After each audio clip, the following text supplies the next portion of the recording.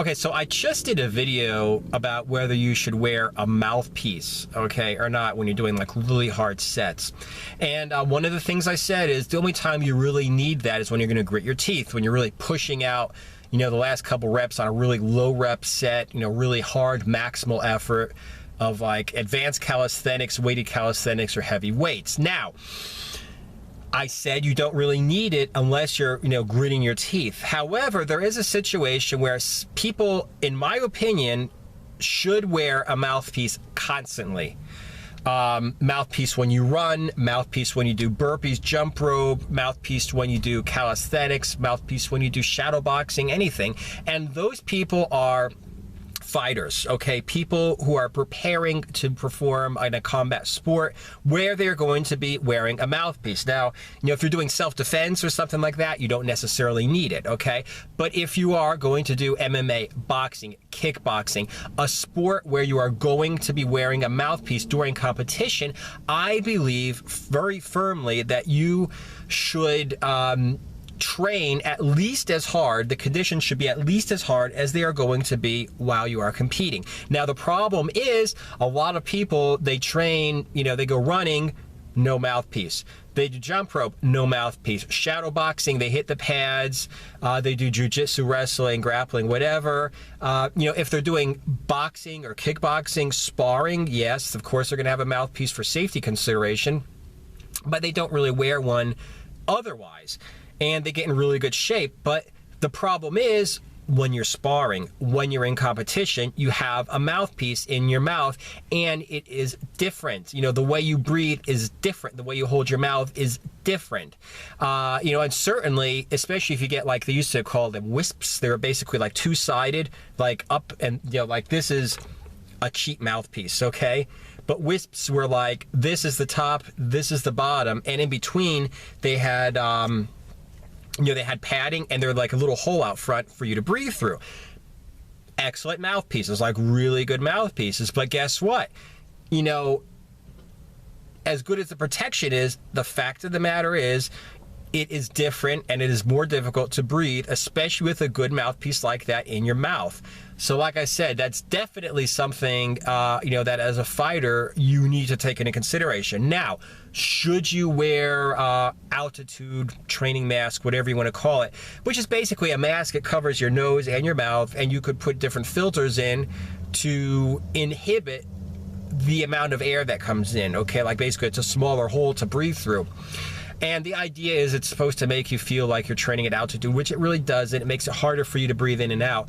There are mixed thoughts on that, and I am really kind of against them, okay? I think Joe Rogan said it a couple times when they were starting to come out and they were being advertised in UFC.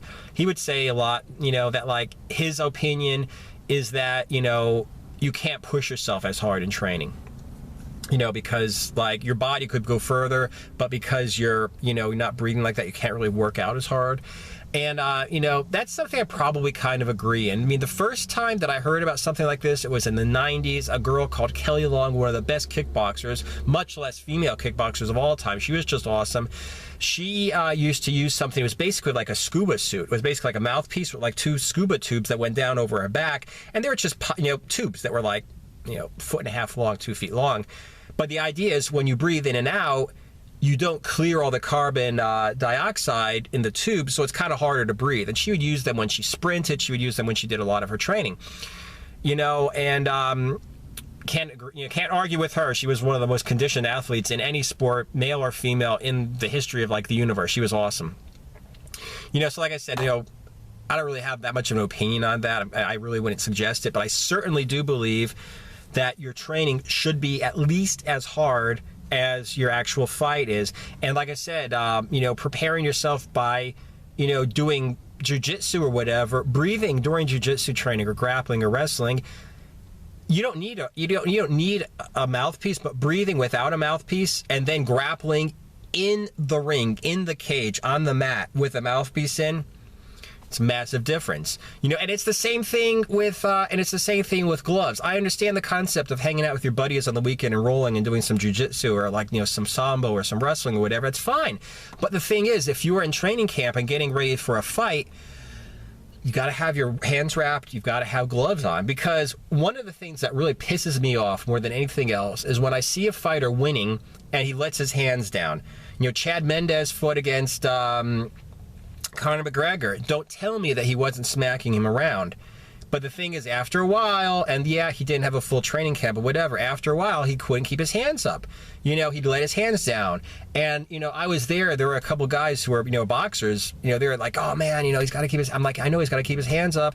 You know, it's like they're like, he's winning, and all of a sudden he let his hands down, Conor got in a 1-2 and knocked him on his ass, you know. So like I said, you know, not just mouthpiece, you should have your hands wrapped and you should have your gloves on. You know, you don't have to have your hands wrapped or gloves on to do, you know, submission wrestling training. You don't have to have a mouthpiece on to do submission wrestling training. You know, you're not going to get punched in the face during jiu-jitsu.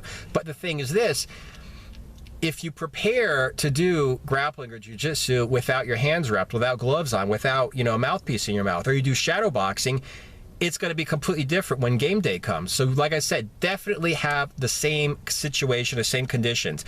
You know, if I were going to train somebody for, you know, and as like I said, there were, you know, when I was in Germany, there were some guys that wanted to do, you know, amateur MMA, and, you know, I trained with them, and it was like, listen, you know, we're doing shadow boxing, gloves on, mouthpiece in. We're doing jiu-jitsu, gloves on, mouthpiece in. We're doing, you know, hitting the pads, gloves on, mouthpiece in. You know, and like I said, because the thing is, you don't want to get into the, you know, into the cage, and you're like, how am I supposed to grab somebody to do an arm bar or a heel hook if I got gloves and wraps on? You know, if you're doing like, you know, you're grappling around, or you're, you know, throwing punches and kicks, and it's like, oh my God, I got a mouthpiece in my mouth, I can't breathe the same way. So like I said, that's definitely something that you should do. You know, whenever you come in and you're preparing specifically for a fight, you know, morning until night, no matter what you do. I mean, I don't care what the hell you're doing. If you're going jogging, mouthpiece in, gloves on.